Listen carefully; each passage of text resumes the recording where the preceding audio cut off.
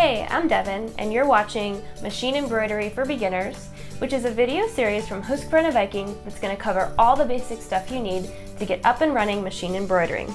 We're going to be using a Designer Jade 35, and we're going to be talking about how to set up your machine for embroidery, how to pick a thread, stabilizer, and hoop, how to hoop up your project, and then finally we're going to stitch out a design using the machine. So this is going to be a good series to watch if you're new to machine embroidery and you want to get started, if you're curious about embroidery and you just want to learn a little bit about it, or maybe if you're kind of rusty and you just want to brush up on your basic knowledge. So let's get started with episode 1, which is going to cover how to set up your Designer Jade 35 for embroidery.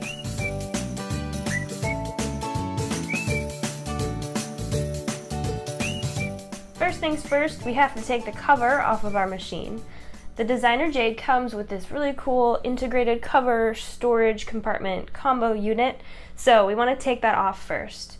You want to make sure that you turn the switch on the back, make sure that that is open. You also want to always have the presser foot lever down when you are removing or replacing the cover. So once those two things are taken care of, you can go ahead and just slide it right off. It's a pretty big compartment, so you can keep the foot pedal or the power cord, accessories, candy, treasures, whatever you want to put in there, it'll fit. So it's a pretty cool feature. Your Designer Jade, when the embroidery unit is not attached, is going to operate in sewing mode.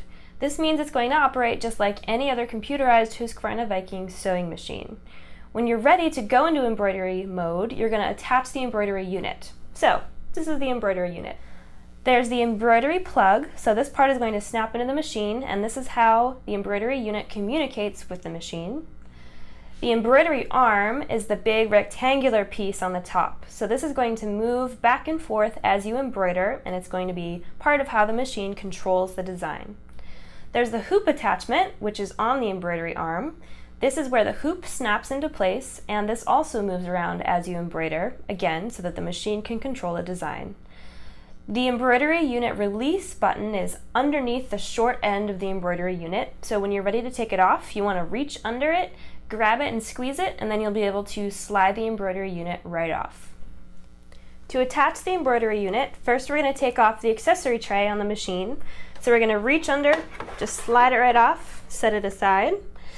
The embroidery unit is going to slide on the same way the accessory tray does, around the free arm of the machine. You might have to lift it a little bit to get it lined up, and you're going to push it on until it snaps into place. And then we're going to raise the upper cover of our machine so we can see the screen, and we're going to turn it on. It's going to turn on in embroidery mode, and it's going to tell you that it needs to calibrate first. That's basically what this initial message is about. Before you click OK to calibrate, you want to check a couple things.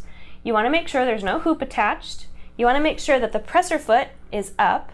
You also want to check the vicinity of your embroidery unit and make sure there's nothing in the way, because the arm of the embroidery unit is going to move around and you don't want it to hit any walls or knock over any drinks or anything like that. So once you checked all those things, you can go ahead and click OK to calibrate.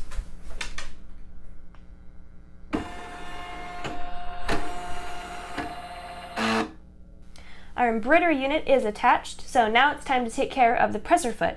We don't want to use the standard presser foot, we actually want to use the embroidery or darning foot. You're going to find the screwdriver in your accessories kit, and you can loosen the screw that attaches the ankle of the presser foot to the presser bar. So we're going to take that all the way out. Don't lose it though, hang on to it. And you're going to take your darning foot, and you want to slide the darning foot, the little white arm is going to go above the screw, the needle clamp screw, and the other lower white part is going to wrap right around the presser bar.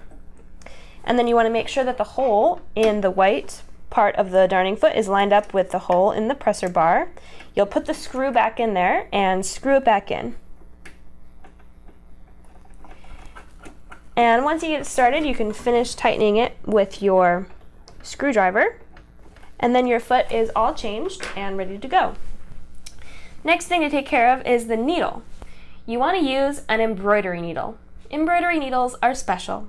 Embroidery needles have slightly bigger eyes than other types of sewing machine needles, so this allows decorative threads and fragile threads to pass through them more easily without shredding or tearing. They also have a uniquely shaped scarf, which is the area right above the eye of the needle.